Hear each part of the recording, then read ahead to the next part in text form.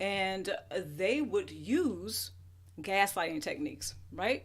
They may even use hoovering, right? They may even claim narcissistic injury.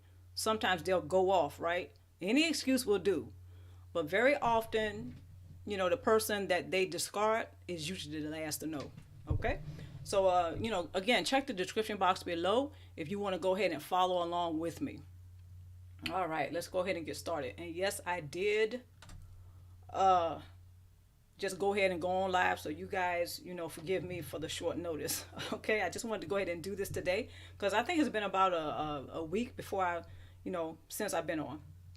All right, so the shock and awe, right? The shock and awe of the devaluation, the discard, the dismissal, right? It's like you quite don't know when it's coming. Sometimes you feel like it's coming, but you don't quite know when it's going to happen. Okay, so, oh, I forgot. Please mind the chat. There are the links there as well. And there is new merch. Okay, so I want to thank everyone in advance for your purchase. Okay, now the shock and awe of the devaluation and the discard. Okay, so the narcissists, they often will triangulate. Okay, so that's part of that third party situation that sometimes you may find yourself in. The curiosity or the obsession, right, of the narcissist's new supply is often a trap, guys. Okay, so I don't want you to get caught up in that. Sometimes we start looking at the social media, we start trying to find out about the new boo or the new source supply, right? So I don't want you to get caught up in that because very often that is a trap. And very often you're the one that's going to be looking crazy in love. You're the one that's going to be looking obsessed, and everybody is going to be pointing the finger at you and perhaps even clowning you. But make no mistake, narcissists, they often want to set you up to look like Boo Boo the fool. Okay, unfortunately, that's how they like to do it.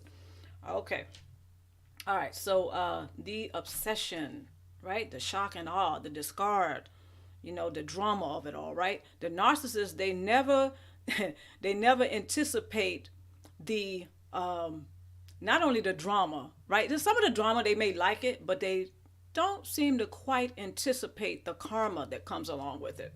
Okay, so the shock and awe of the discard and the devaluation are what adds to the satisfaction of the narcissist or some of those with a cluster B personality type. Okay, they may have pulled off, that particular shenanigan, but they often are in awe, right? That they were able to pull the rug out from underneath you, leaving you perhaps shocked that they did it. Some other people who may learn about it, they may gossip about it, they often are also a little shocked that the narcissist pulled that off, or will even think to do something like that, right? Okay, but then again, we are talking about the excuses that narcissists often give themselves in order to disregard you, discard of you, devalue, right? The relationship, you, and whoever else they may be mad at the, during the day or that week, right? They will often go ahead and make any excuse possible to go ahead and do what they want to do. Okay, so the shock and awe effect also provides him or her fuel and a strong sense of control as their false self-image continues to survive and thrive. Okay, very often this happens, but they don't, narcissists don't seem to stop and, think about what they do. They often lack foresight. Okay, this means that they may take time out to reflect on things, but narcissists, they won't do that. Very often, those of us who have foresight, that's what I meant to say, we will take time out to reflect. We will look at shortcomings. We will look at the mistakes. We will look at perhaps the poor choices. But narcissists, they often want to avoid that. So, yeah, just keep that in mind too. All right. Okay, so the shock and awe. All right.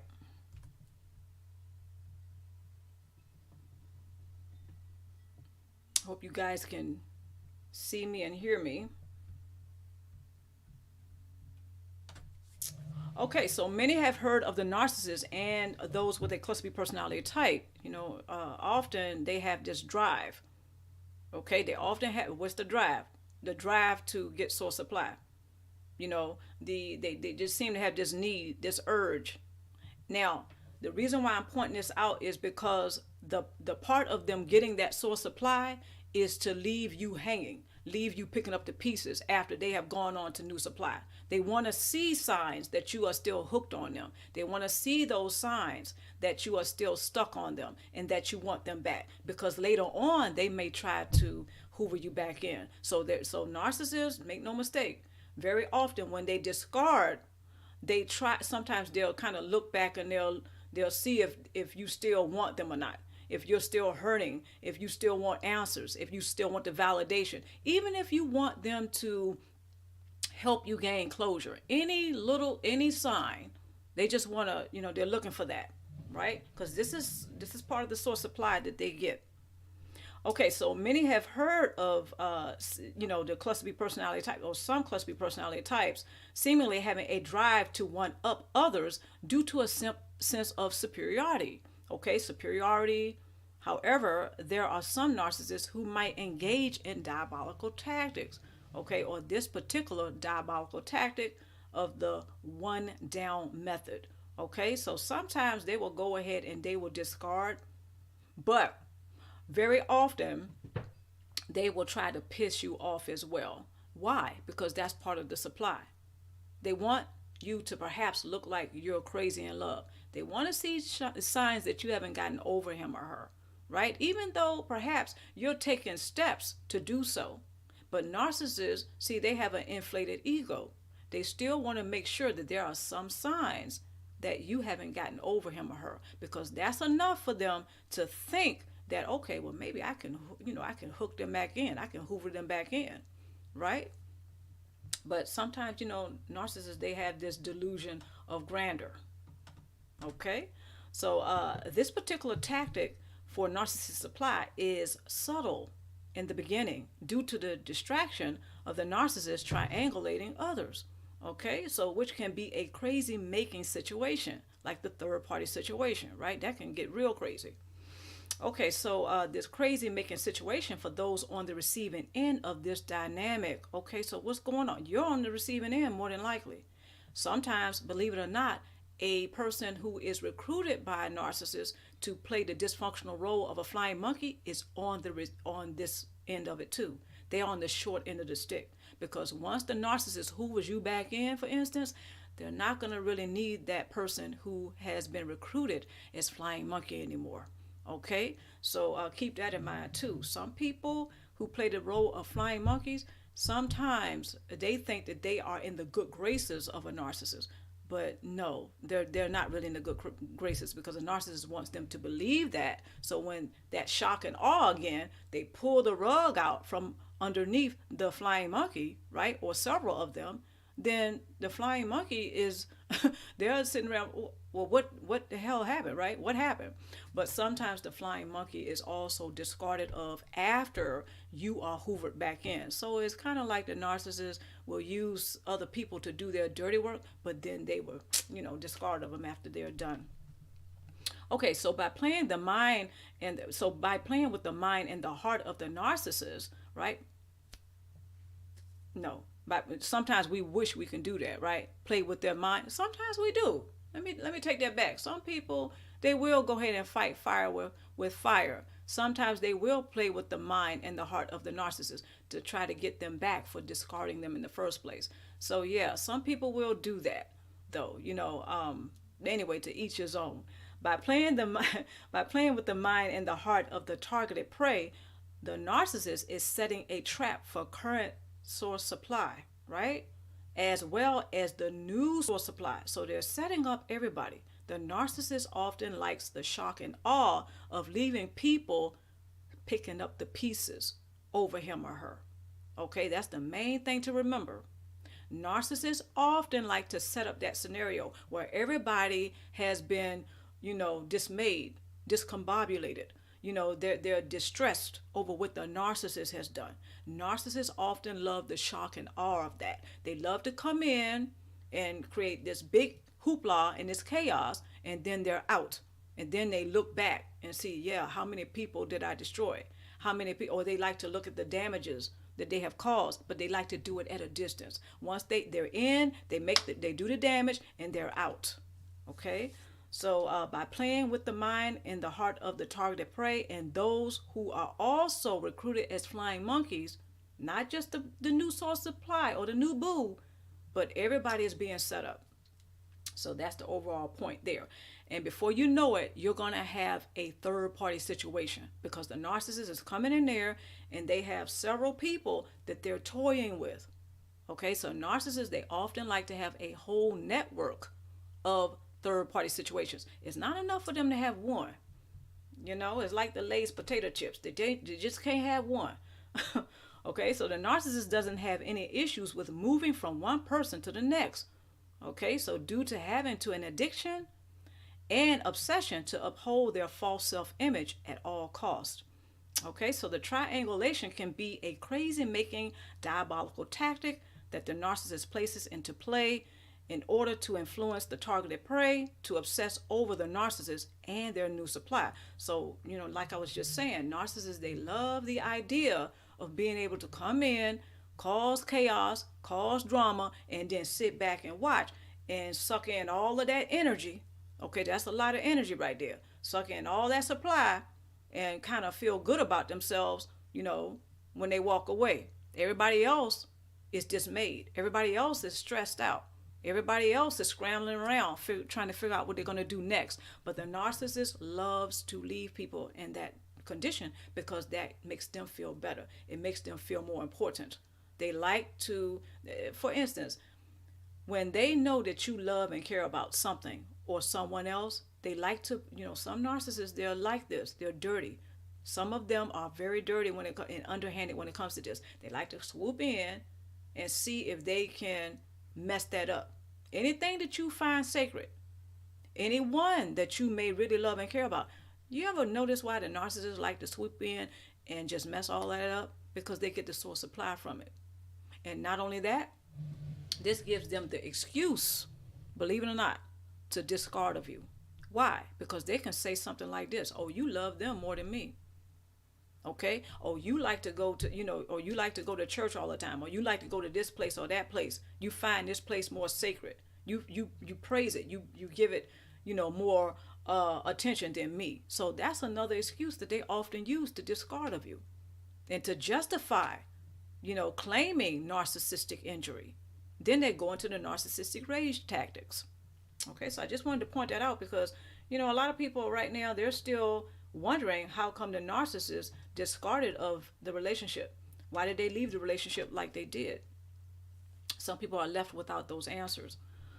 Okay, so more than likely the narcissist had new source supply before the romance has appeared to have ended with the current supply. So that means that they can still be seeing you, they can still be involved with you, and sometimes you don't have a clue that they already have somebody in the mix. They already have the new source supply in the mix, ready to go. Okay, they already been seeing this person. Some people found out later on that they saw this new boo, right? They've been seeing this person, perhaps even married the person before they discarded of them. Ouch. You know, they find out they've been in a third party situation for perhaps a year, 2 years, 3 years, 5 years. They find out that the narcissist has baby mama or baby, you know, baby drama, baby mama or baby daddy, you know, whatever. You know, they have all these issues because they have a whole nother life. And usually that person, they're the last to know. But see, the narcissist often, you know, they often like it that way. They want you to be the last person to know. Okay, so romances are often recycled by narcissists and or some of those with a cluster B personality type due to fear of ever losing source supply or control. At the end of the day, the narcissist often is about the control, not the connection. Okay, so they don't want to lose supply. Very often, narcissists have several sources of supply. Okay, from their job to the money stash, okay, whatever. And very often, when they have certain source supply, it begets more source supply. For instance, they may have a lucrative career that brings in a lot of money. So that will often often lead to other access of supply, source supply. Okay, so they can buy Unfortunately, they can bribe some people. Boom, source supply. Flying monkeys, they can recruit them and pay them off. Boom, more source supply.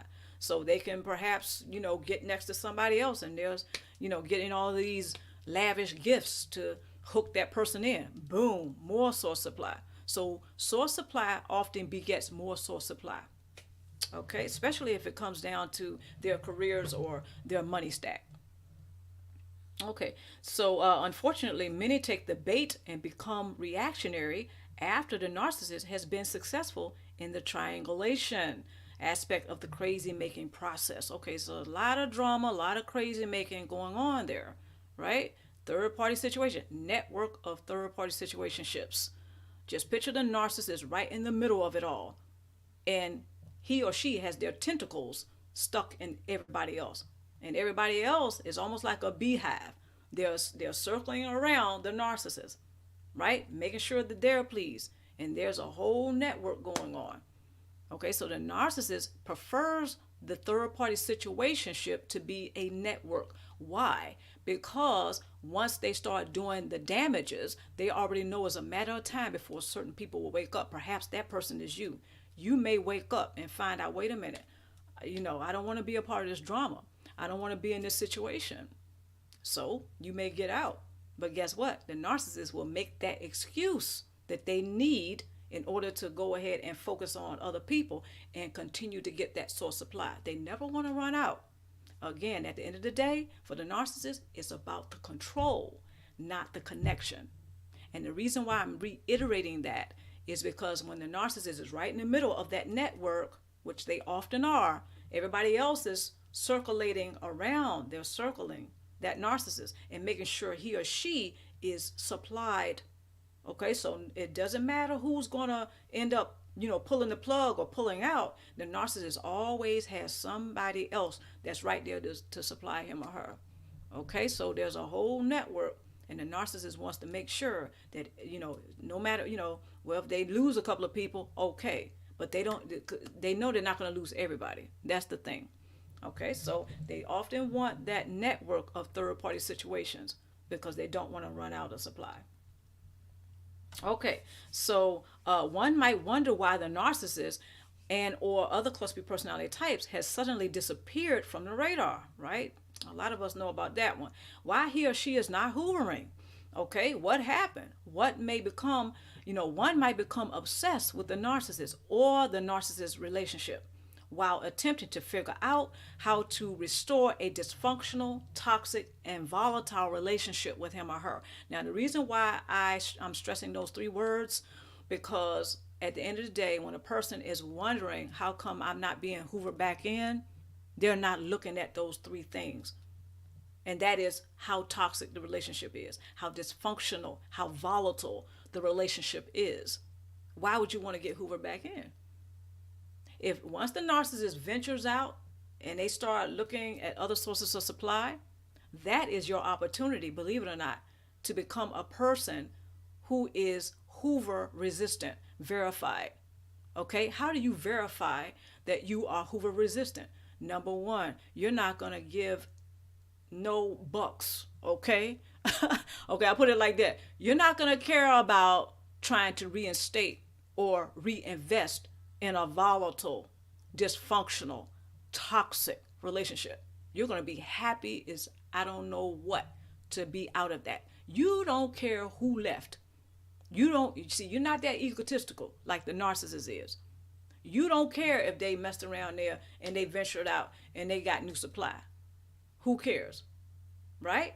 Because you realize that the narcissist relationship is volatile. It's dysfunctional. Okay? Who wants that? Nobody wants the second helping of that. I know I don't. Right? So once you start looking at that, the narcissist pretty much, they're done for.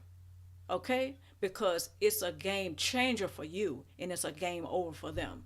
You're not gonna be hoovered back in. Forget it. Okay? So the opportunity to be free of the crazy making, shenanigan, pulling, diabolical tactic, engaging narcissists, right? That was a mouthful, right? And on that note, I'm going to take a sip. There you go. Anyway, okay. The opportunity to free the crazy making, right? The shenanigan pulling, all of this drama, okay? Like I was telling you guys, the opportunity to pull out from that, it doesn't matter. It's right there. The opportunity to get out and stay out is right there in front of you. But because sometimes we become so emotional, we may forget that, oh, wait a minute. The narcissist been pulling all of these shenanigans. Okay? They come with a lot of drama. I don't want to pay that price. Sometimes we overlook that because we're emotional. See, the narcissist likes it when you are in your feelings. Because when you're in your feelings, they're in control. Okay? They are. So when you are fed up, when you're emotional about them getting a new boo, right? Or somebody else, they may have several people, matter of fact. So remember that network I was talking about? Yeah. So they may be all into the, but see, you and your feelings, and they in control. But once you start to get into control, what does that mean? That means you're practicing emotional discipline.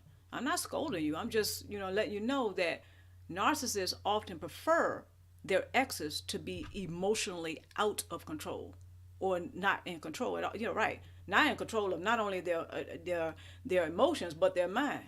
Because a narcissist wants to be in the center of a person's mind, not their heart. It doesn't do them any good to be in the center of your heart. Okay, but the heart is our center.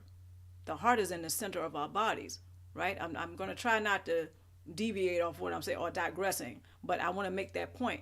Narcissists often like to play with the mind. Okay, they can't really do that much being in the center of your heart, but they want you in the center of your heart. What does that mean? They want you in love with them. As long as you're in love with them, they can use that. Right? So they don't want to be in the center of your heart. They want to be in the center of your mind because they can get everything else. But anyway, it's very often that when we are in our feelings and they're in control, we often miss that opportunity to get out of that situation and stay out. Okay? So the opportunity to free yourself, not, when I say you, I mean in general, is often missed because we're in our feelings. We're hurt. Rightfully so. We're hurt. We're angry. How dare they just drop us like that? How dare they just, get out of the relationship? Not even in a decent way. It's not, it's not bad that the person is just done with the relationship because they're not in love anymore or they don't feel the same way. Okay, we're adults here. We can get over that. But it's the way it's done. That's that's what can hurt. It's the way it's done, not that it's done. Okay, so sometimes when you are when a person misses that opportunity, they're not looking at everything they've gone through. They're not looking at how awful the relationship is. There's some ups, there's some downs, there's some laughs, but very often a person will overlook that opportunity that's staring them right in the face, and that is, wait a minute, I can get rid of the narcissist altogether. Why? Because they were stupid enough to venture off and get somebody else. And sometimes they will play the one down instead of the one up when they get the new boo. Okay? And that's a mind thing right there. Okay? All right. So just remember, the narcissist often will try and get you all discombobulated, right?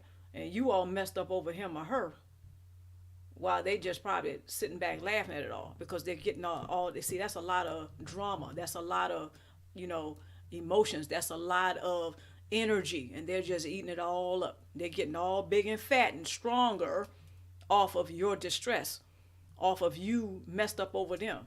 But they often make excuses to not only disregard you, to disrespect you, to dismiss you at a snap of a finger, right, or a wave of a hand. But all the while, they're probably thinking, okay, yeah, that person messed up over me because, I just pulled the rug out or whatever. But the narcissists, they get source supply from that because they leave people all messed up over them. And that's usually what they want, right? And they, sometimes they even think about it later and say, well, maybe I can I can hoover that person back in. See, the new boo often doesn't last, or let me put it like this. Very often when narcissists move on to new supply, they are there to get what they can get. And perhaps they're going to cut out on that person too. So long story short, the narcissist relationship doesn't last. It's just like that most of the time. Sometimes that may take a couple of years. They may get a baby out of the situation. Okay, they may even get married to the person, but usually it's a marriage of convenience. Narcissists often don't marry for love. They marry out of convenience. Okay, they they lie, they do what they got to do to make it look like, they all up in it. But very often it's about the image.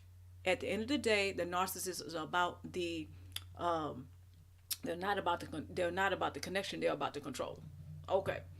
All right. So, very often a person can miss that opportunity to get rid of the narcissist altogether because they're in their feelings and the narcissist is in control. Not because the narcissist is smarter.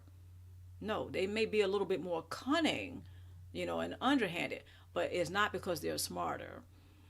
Very often the narcissist will ask themselves the question, what can I afford? What can I not afford when it comes to relationships? And very often they cannot afford not to be in control. Okay? They have to be in control. All of their relationships. The narcissists, they will often ask themselves that question. And this is something we can actually take away from the narcissist notebook. Ask yourself the question, what can you afford? When you're in that narcissist relationship, what can you afford? What can you not afford? Okay? I know for me, answering that question, those two questions, very profound. Very. And only you can answer that question. The narcissist does not care how you think. They don't care about what you think of them. Pardon me. They don't care about what you think of them. But you can do yourself a great service if you think about how you think of them. How do you think of the narcissist? They don't care about what you think of him or her because they're still going to discard. They're still going to disrespect. They're still, without batting an eye, they don't care. No, they don't care what you think of them. But, it's very often that we miss these opportunities to get out of the relationship because we don't think about how we think of the narcissist. Meaning, do we have that negative chatter that tells us, their voices in our head telling us how worthless we are or how they think that we're not right or whatever, right? That's what's usually playing in a person's head after they get discarded. They're not thinking about how they think of the narcissist. But what do you think of the narcissist? Well, they're mean, they're evil, blah, blah, blah, right? But how do you think of them? That's where it is. That can help you to see how to get out that relationship. So if they do discard, you can think back, oh, this is how I usually think.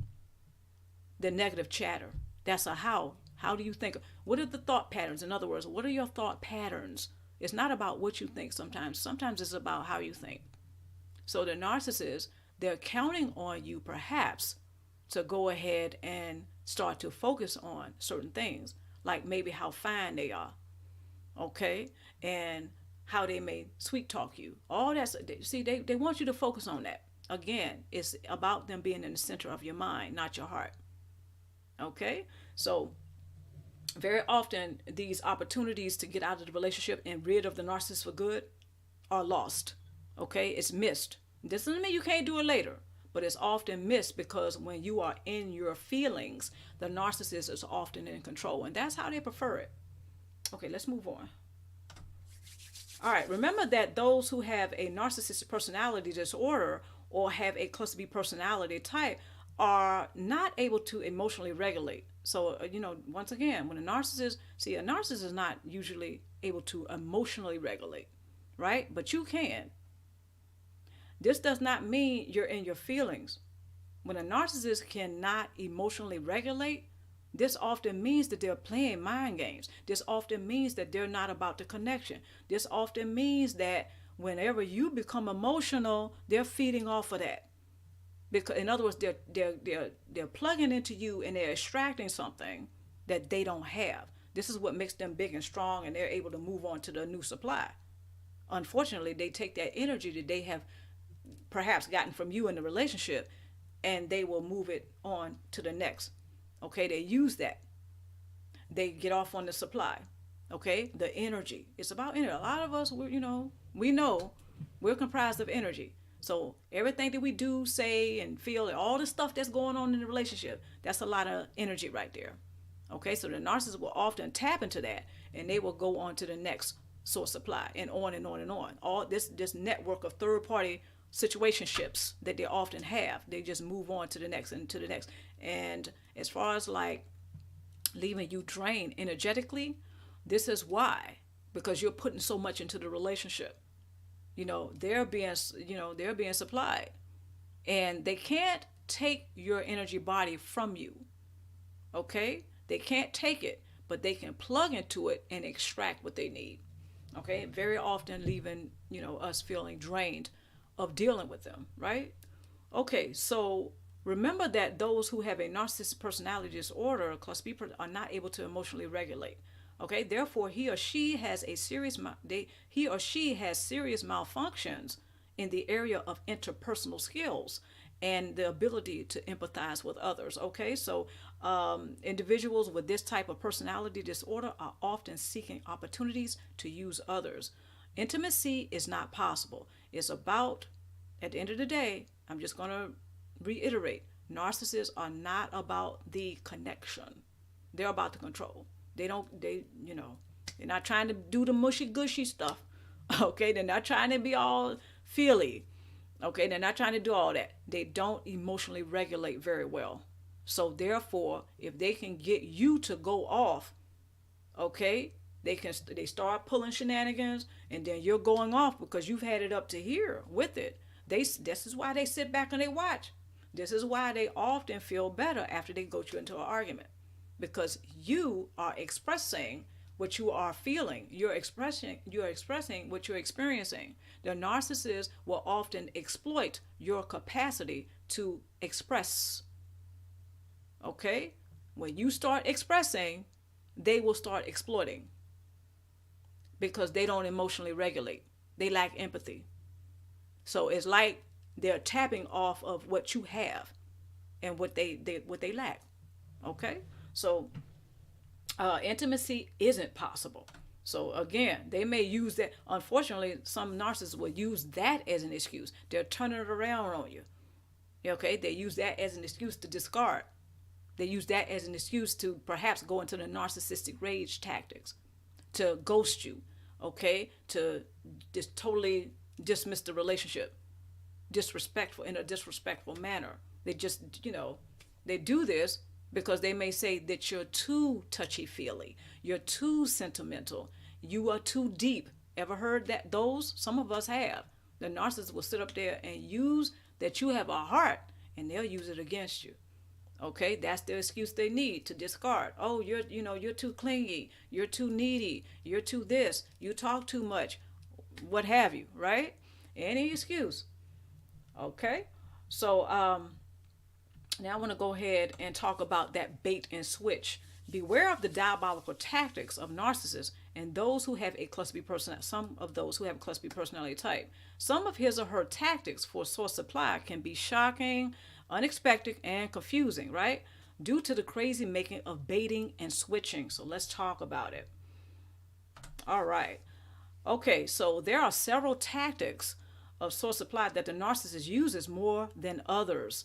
Ironically, some of those very tactics which are used to bait the targeted prey or the source supply, right, end up entrapping the narcissist. So this is how they can catch themselves up in their own net. This is how they can set a trap out for you, but they end up trapped. Okay? I know we love that, right? Some of us anyway. But anyway, narcissists very often, they don't anticipate the karma.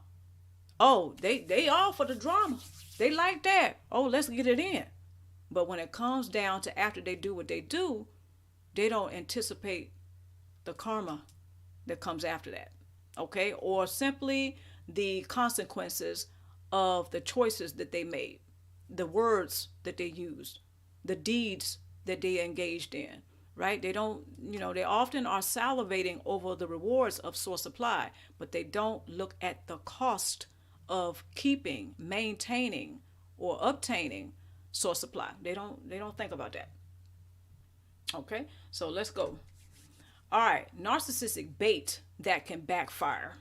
Letters or letters. Think about it.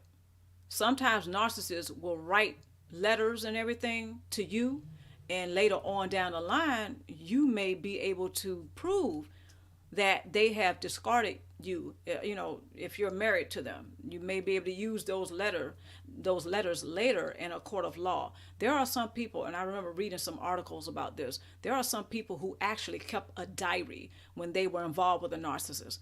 And during the proceedings, whether it's for custody of the children or they're divorcing, right? They will pull out those diaries, and those diaries, believe it or not, could be used in a court of law as evidence against the narcissist. Okay, it's incredible. But yeah, some people, they have a diary, and because they're writing down their thoughts, their feelings, what's going on, what they're experiencing in the narcissist relationship, what they're going through. And yeah, sometimes that can be used. Now, I'm not a lawyer. I'm not, giving you legal advice, but just go ahead and look that up. It's out there. Some people have actually been able to use diaries as evidence in a court of law, against the other person. But anyway, love letters or letters, because narcissists, they will use a lot of things in order to get you hooked in. So they may not be thinking about what they're writing in that letter. They may not. They just may be, or they may be overthinking it. They may become overly confident and think that, they're hooking you in. So when they're writing those letters and everything, you just never know what else is going on there. Voicemail messages, same thing. You don't know what they're thinking and feeling at the time, but perhaps they are too confident. They're overconfident. The shock and awe of it all. They're just patting themselves on the back. They might have a couple of narcissist friends. They're high-fiving and everything else, right? They going to get you. They got you all hooked up. They got you all looking crazy in love and whatever, right? So you just never know how this stuff can backfire on a narcissist, but it's very often that it can. So be cognizant of that, okay? Smear campaigning, that can backfire on a narcissist, okay? The bait and switch can go wrong. Now, deception, just lying, compulsively lying, this can backfire on the narcissist. So don't underestimate that the narcissist can get caught up in their own drama. So they're baiting you, and then they may switch, right? But they don't anticipate it going wrong. But this is how it can go wrong. All of these things, the love letters, the voicemail messages, the smear campaign, the texting, the sexting, all that stuff can be used later to it'll backfire. Not saying that you really have to do anything, but I'm just pointing these things out because sometimes narcissists will do things and they're not, they lack foresight. They're not looking down the road. They're not scaling back and looking at the big picture, right? So just keep that in mind, how sometimes these things can be used against them. All right, so let's see. Now I want to go ahead and move to getting over the narcissist, okay? Thriving past him or her. Okay, people can become, addicted to a lot of things, from sex, food, drugs, or what have you. But sometimes the drug of choice can be codependent and or narcissist relationships. It may be romantic relationships. There tends to be two sides of the same spectrum. Okay, whereas it pertains to codependent relationships, narcissist relationships, again, it's often two sides of the same coin. Let me lose my spot. Okay, So what usually takes place before a codependent narcissistic relationship?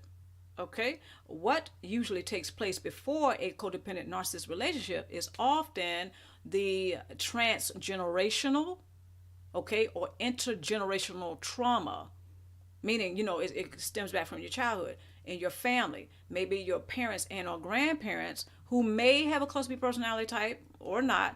But the bottom line is this: very often when our parents and our grandparents experience trauma, sometimes they can pass that on to the offspring, and it's just so going from generation to generation. Some people say it's a generational curse, okay? But that's what I'm pointing out here. Very often, the prerequisite to narcissist relationships could be the intergenerational and transgenerational trauma. Okay, there usually is a history of dysfunctional family. Sometimes there's a narcissist as a parent, grandparent, but this is usually the history, right? That often happens that can leave people to a narcissist relationship because there's things that are unresolved, very painful, unresolved, right? And this goes for the narcissist too. Okay, if one has a background with having dysfunctional family with narcissistic parents, guardians, and or caretakers, he or she has a greater chance of becoming romantically involved with a narcissist or another cluster B personality type. Okay, so narcissistic parents sometimes groom their children to grow up to behave perhaps codependently, right? Or, they could adopt other cluster B personality type traits or narcissistic traits. Okay, this is very possible. Children are very impressionable, especially through the age, I learned this through age 1 to 7. Yeah, unfortunately, it depends on, if the parent is a narcissist or not. They can shape and mold the children. They have a huge influence over their children, their children, their child, their offspring. They can have a big influence over that, over the children. And the children, before you know it, they may start adopting certain traits and or characteristics of the narcissistic parent and or grandparents, right? This can be damaging down the line. By the time they become adults, perhaps they've adopted these certain behavior patterns that's not going to help them as far as like having relationships with other people. Themes of a dysfunctional relationship with narcissists are the shenanigans and diabolical tactics for narcissist supply that are actually happening in the relationship, such as gaslighting. Gaslighting techniques and cyberbullying. So these are some of the things that can happen, or these are the themes of a relationship that can go on in a narcissistic relationship. Okay, so what's actually going on? What are the things? What's actually happening? What's going on? How are you experiencing that? Your health may be deteriorating because you're stressed out. The narcissist is pulling all types of shenanigans. And this is another way they can go back later, right? And this is how dirty sometimes narcissists are, because you are suffering all these health issues because you are stressing out and you're falling apart. The narcissist can point at you and say, see, that's why the relationship is over. I can't deal with the drama. That's rich, right? Isn't that a B? Think about it. They sit up there, they create all this drama, but then they'll point at you and say, no, see, this is why the relationship is over. I can't deal with your drama, right? So they'll turn that whole thing around. They have the gall, they have the audacity to do that. But yeah, narcissists, they will make any type of excuse for the discard, right? So they can go ahead and dismiss you. But like I was saying, the new supply often gives them that the necessary, right? Or the excuses that they think they need in order to discard of you and to completely dismiss you, disrespect you, right? And say they don't have to have anything to do with you because all of the drama that they created, they look back at you and say, you created it, right? And you're just naturally responding to what they are putting out. Okay, perhaps you're naturally responding to something that is not natural, such as some of their behavior patterns. The narcissist behavior patterns sometimes can, it can indicate or be an indication of something that's not natural. I'm not saying that they're not natural. Their behavior, okay, the way they relate to you can be problematic. It's not natural. For instance, you're treating them well. You're showing yourself to be very interested in the relationship. You're showing yourself to be committed to the relationship. Yet they're not showing you the same thing. That's not natural. It isn't. Because if they call themselves being attracted to you, if they call themselves loving you, caring for you, yet they behave as if you're an enemy. I don't know about you guys, but that's very confusing. Okay? That's a mixed signal. It's not natural. Naturally, somebody will be attracted to you and show that. Okay? It is not natural for them to say, for instance, they claim that they're attracted to you, or they like you, or they love you, or they care about you, or they're interested in you, but yet they behave as if you are their enemy, and you're not. Okay, because you're showing yourself to be a person who is committed to the relationship. So sometimes narcissist behavior can, indicate that you are dealing with something that's not natural. You are naturally responding to something that is not natural. Okay, so that can cause a lot of problems, health wise, financially, believe it or not, you can end up in debt behind a narcissist relationship. All these things. And they will use that as an excuse too. Oh, the money gone, I'm gone. Okay, some of you know somebody who went through that. And I hope you haven't gone through that. But if you have, my heart goes out to you, because sometimes narcissists, they will use up all the money, go through all the resources, and then when there ain't none left, they make that as an excuse to discard. Okay, unfortunately, and they will then blame you for it. So it's very good to be cognizant of how narcissists, they will be underhanded about these things sometimes. The dysfunctional relationship with a narcissist, there's not a typical dysfunctional relationship. It's not typical at all, okay? Because of some of the things I just ran down. Dealing with things that are unnatural. Another thing that I mentioned, the narcissist is lacking empathy. They have serious impairments when it comes to interpersonal skills. Another reason why it's not your typical dysfunctional relationship is the narcissist lacks empathy. They lack foresight. They don't care about the connection. Most people care about the connection. Narcissists often don't care about the connection. They want the control. Okay, so according to the DSM-5, those with a narcissistic personality disorder have chronic interpersonal impairments within the areas of empathy and intimacy. Okay, I just mentioned that. All right. So this is, again, it's a dysfunctional relationship. There's your dysfunctional relationship, but then there's your narcissistic relationship. Okay? And a dysfunctional relationship, perhaps you're not dealing with anybody who has a cluster B personality type. Okay? You're not such as a narcissist.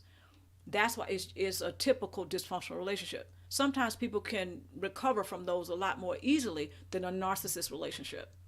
Okay, so there's your dysfunctional relationship, and then there's your narcissistic relationship. The dysfunctional relationship, okay, typical dysfunctional relationship. But a narcissist relationship often is not your typical dysfunctional relationship. Okay, so if one is emotionally invested in a dysfunctional relationship with narcissists and or other cluster personality types for a long period of time, he or she can begin to show signs of poor health, debt, and cognitive impairments such as brain fog, or they may be very forgetful about things. That could be for a number of reasons. But the brain fog is something I want you guys to look up, in your spare time, brain fog, because that's often tied to PTSD symptoms and complex PTSD symptoms, as well as trauma. And all these things can end up to be a result of having a narcissistic relationship. Okay, so there are some who, even after no contact, show signs of obsession, if not addiction, to the dysfunctional relationship with narcissists or the narcissist relationship. A vicious cycle of repeatedly investing in dysfunctional relationships can occur. So sometimes people are like, okay, how did I get in this relationship again? Or if they're not hoovered back in after the narcissist discards, if they're not hoovered back in, they end up in another narcissistic relationship. How does that happen? Very often this happens because number one, they're in their feelings. The one who got left for the new supply, okay, very often they're in their feelings. They're hurt, they're angry, unresolved issues, right? Then things go downhill from there. They're focused on how did they get the narcissist back? Why aren't they being hoovered back in? Right? Because remember earlier I was talking about that. Very often it is very likely that the person will totally miss the opportunity to be rid of the narcissist because they're in their feelings. Right? And not only that, they are not looking at that is a volatile, dysfunctional, right? Toxic relationship. What's making it so? Very often we're not looking at what actually makes that relationship with the narcissist so difficult. It's very easy to overlook it. So, don't beat yourself up, but it's very easy to overlook it. Okay, so it can be a very vicious cycle of ending up in more narcissist relationships. Okay. Now, it will take time, effort, and dedication to overcome narcissistic abuse at the hands of an ex-romantic partner and or spouse, right? It's going to take time. Some people think it's supposed to take overnight just like that. No, it's a process. It is a process to get involved with them in the first place. Sometimes that process go all the way back to our childhoods because maybe we had narcissistic parents and or grandparents. So this process, you talking about years, perhaps decades in the making. So after it's over, I don't care if they leave or you leave. After that narcissistic relationship is over, right? It's going to take time to process it.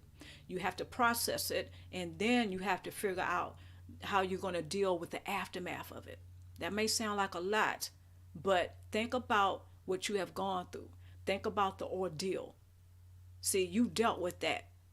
So the aftermath is going to be a cakewalk, okay, compared to what you actually went through, right? Some people may disagree, right? I'm not belittling anyone's experiences, but what I'm saying is when you think about what you've gone through, that narcissist relationship, surely after it's over, you're going to be better.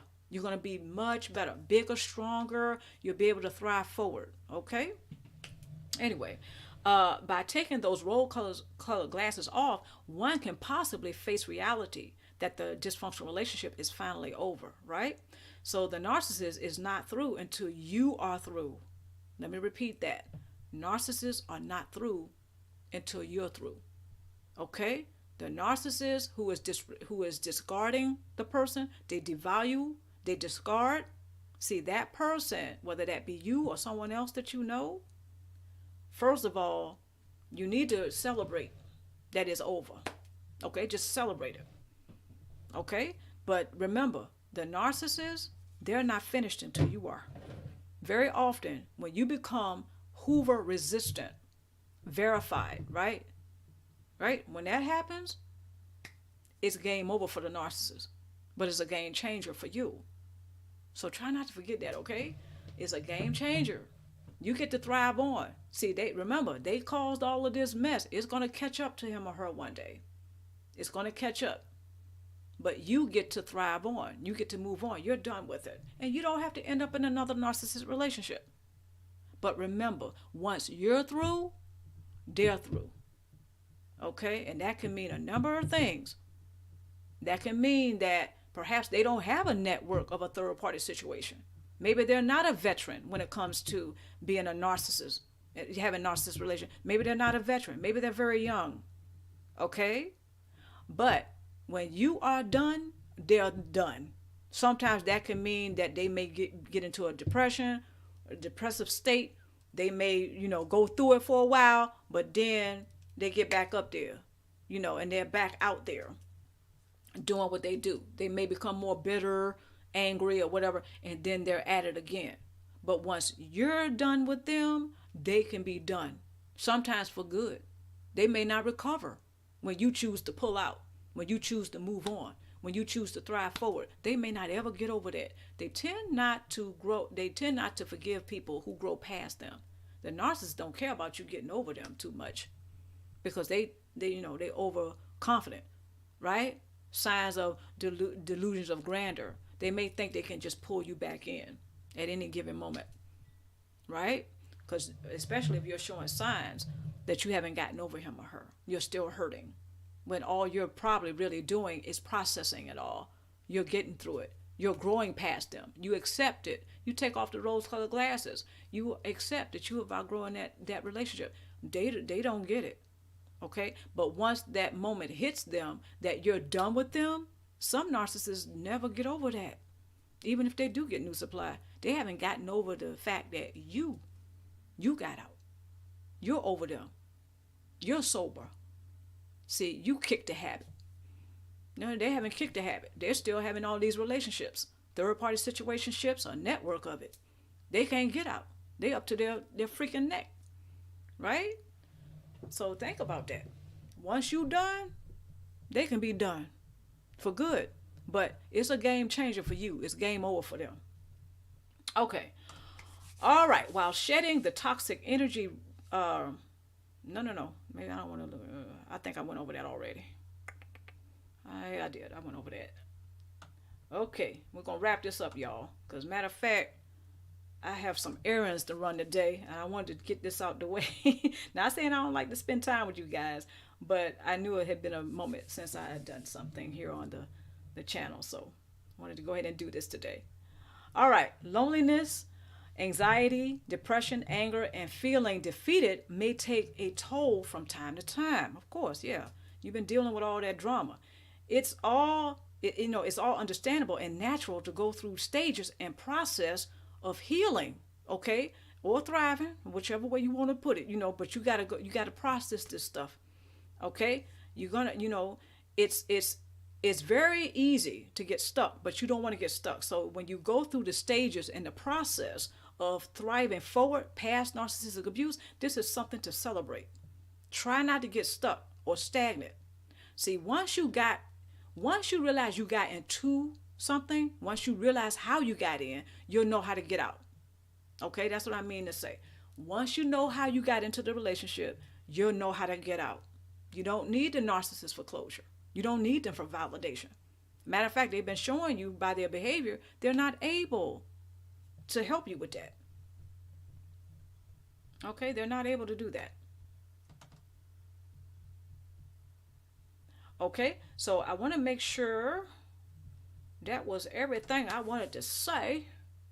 Now, one more thing. Stockholm Syndrome, right? And trauma bonding often threatens a person to become romantically involved with a narcissist in spite of insurmountable reasons not to make that mistake.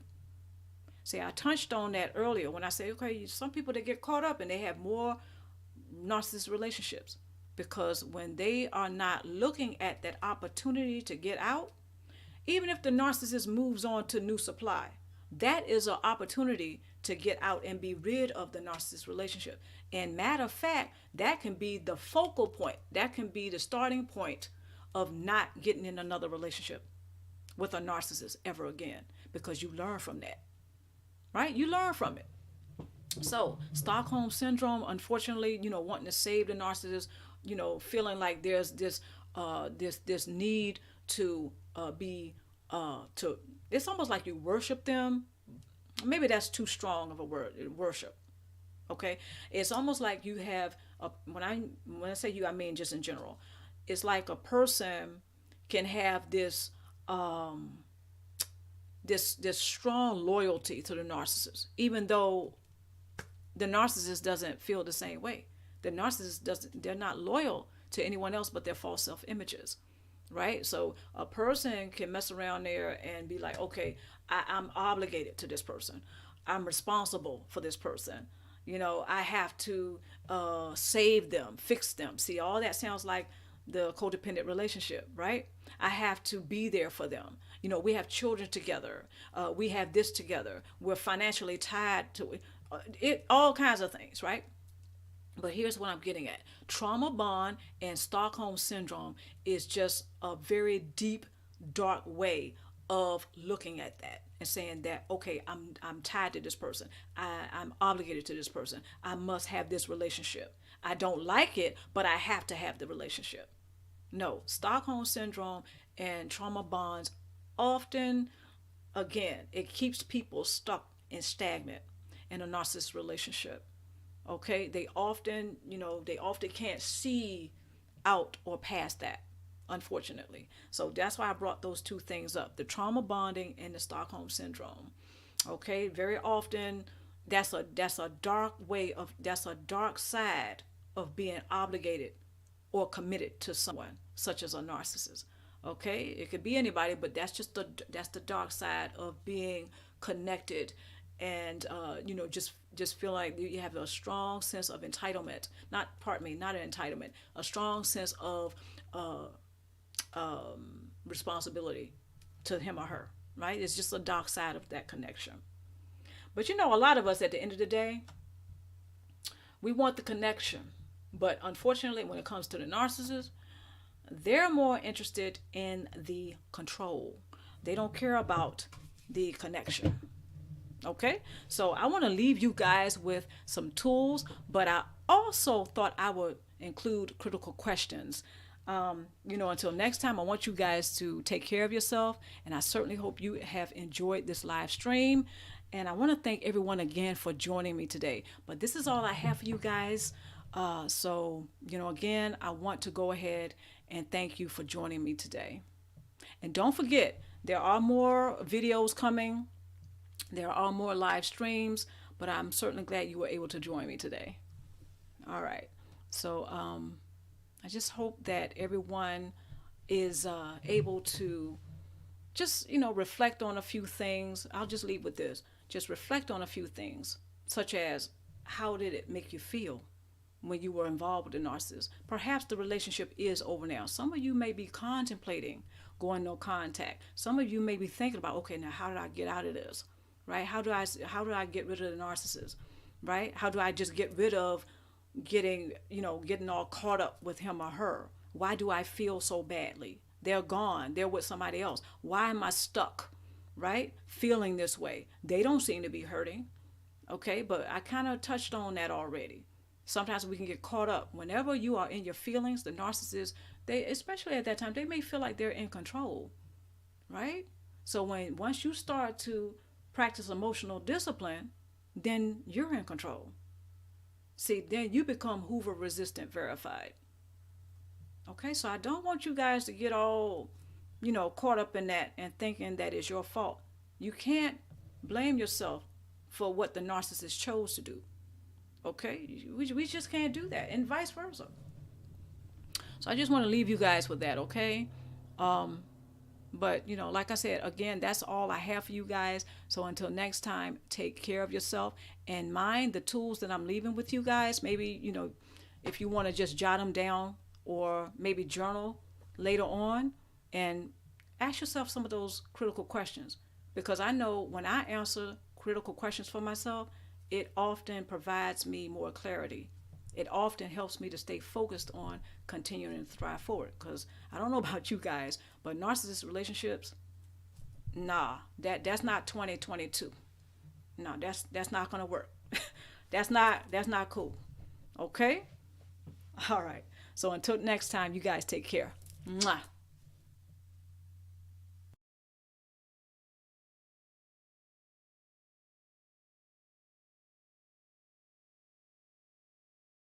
Are you attempting to save the narcissist or yourself from an unresolved traumatic past? That third question is also quite profound, I think. Are you attempting to save the narcissist or the personality, right? Or are you attempting to save yourself from an unresolved traumatic past? When Sodom and Gomorrah had fallen and people were running, literally running from the chaos, and there was a particular woman who was warned not to look back or she would turn into a pillar of salt. And when she turned around, she turned into a pillar of salt. To me, that represents of her turning back and looking at her past. That was very painful. She didn't want to let it go. It went unresolved. She turned around and she kept focusing on it. She turned into a pillar of salt. And when she turned into a pillar of salt, she remained stagnant. She was a statue. She was a pillar of salt, statue. Okay, she remained stagnant. So as long as she kept looking behind her, looking at her past, that was very chaotic, very painful. She didn't want to let it go. She remained a pillar of salt. Therefore, she remained stagnant.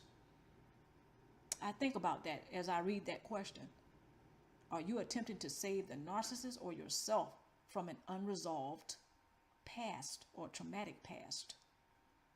Because when we keep looking back, aren't we stagnant? Yeah, absolutely. So as you're running away from the chaos at one point, but then you keep looking back at another point, who are you really trying to save?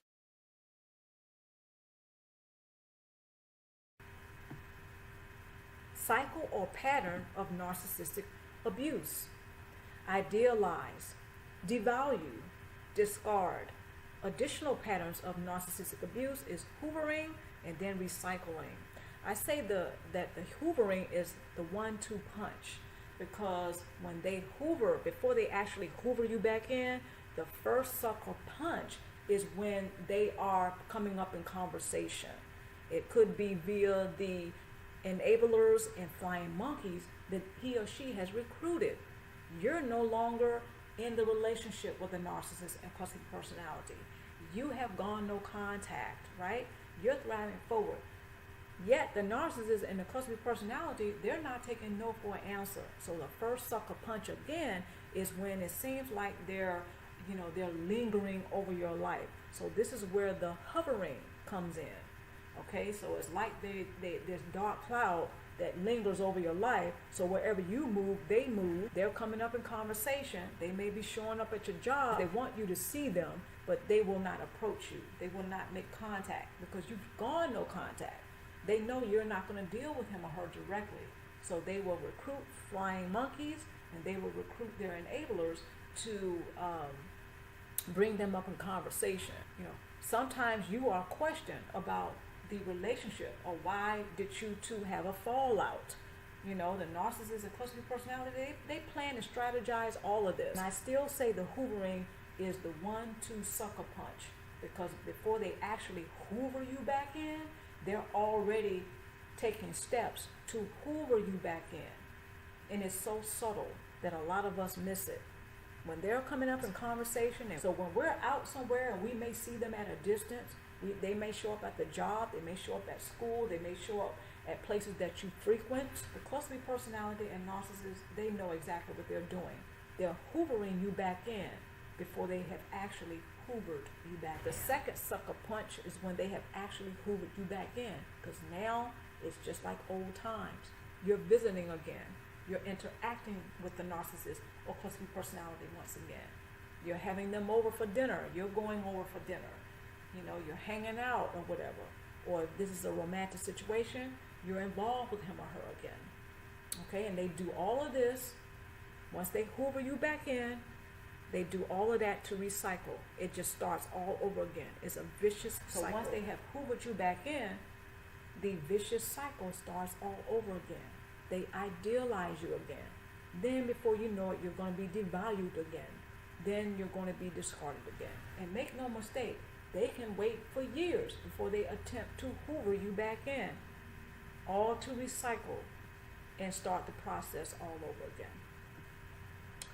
The narcissistic cycle of abuse can be very vicious. All right, let's move forward.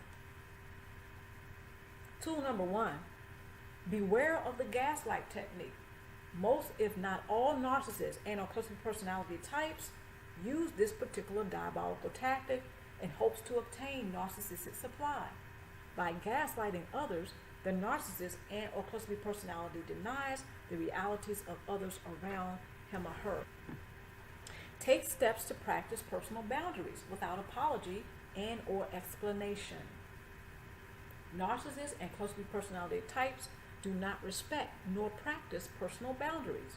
They often lack any regard for morality, therefore do not consider or value others practicing the golden rule. Build and work your support base.